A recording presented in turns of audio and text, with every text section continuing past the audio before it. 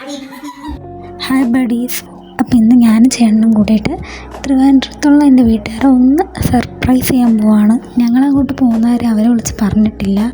അപ്പോൾ ഞങ്ങളിപ്പോൾ താമസിക്കുന്നത് ചേട്ടൻ്റെ നാട് പാലക്കാട് നെമ്മാറയിലാണ്. വീട്ടിൽ നിന്ന് ഒരു ഉച്ചയോടെയാണ് ഞങ്ങൾ ഇറങ്ങിയത്. അതുകൊണ്ട് ഞങ്ങൾ ഫുഡ് കഴിച്ചിട്ടില്ലായിരുന്നു.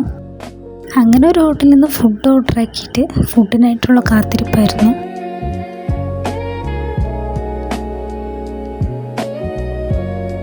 അങ്ങനെ ഫുഡ് വന്നു. കപ്പയും ബീഫും ബിരിയാണിയാണ് ഓർഡർ ആക്കിയത്. അങ്ങനെ ഫുഡൊക്കെ കഴിക്കുകയാണ്. ഫുഡൊക്കെ നല്ല അടിപൊളിയായിരുന്നു.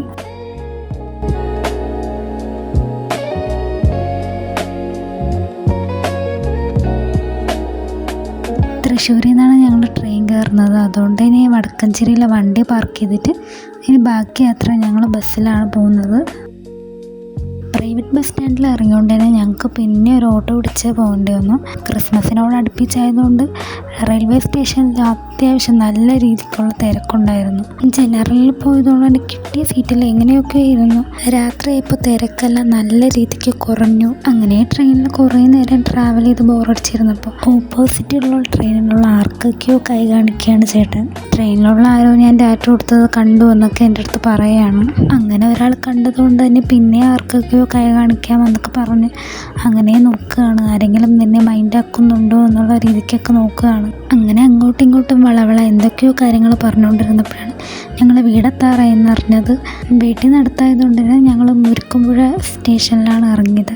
രാത്രി ആയതുകൊണ്ട് തന്നെ ഇനിയിപ്പോൾ ഫുഡൊക്കെ കഴിച്ചിട്ട് പോകാമെന്ന് കരുതി ഞങ്ങളങ്ങനെ ഒരു റെയിൽവേ സ്റ്റേഷൻ്റെ അടുത്തുനിന്ന് തന്നെ ഒരു ഹോട്ടലിൽ നിന്ന് ഫുഡൊക്കെ കഴിച്ചു. ഇനി നേരെ വീട്ടിലോട്ടാണ് പോകുന്നത്. അപ്പം ഞാൻ വന്നത് ഒന്നും അവരറിഞ്ഞിട്ടില്ല.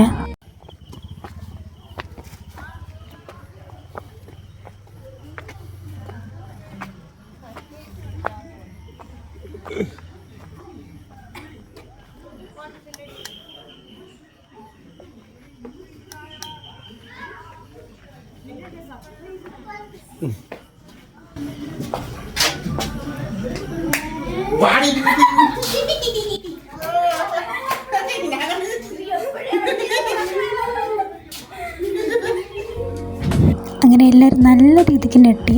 കാരണം ഞങ്ങൾ വരുന്നതിൻ്റെ ഒരു ക്ലൂ പോലും ഞങ്ങൾ കൊടുത്തിട്ടില്ലായിരുന്നു. അങ്ങനെ പിറ്റേ ദിവസം ഞങ്ങൾ വന്നുകൊണ്ട് തന്നെ അമ്മ ബിരിയാണിയൊക്കെ ഉണ്ടാക്കി തന്നു.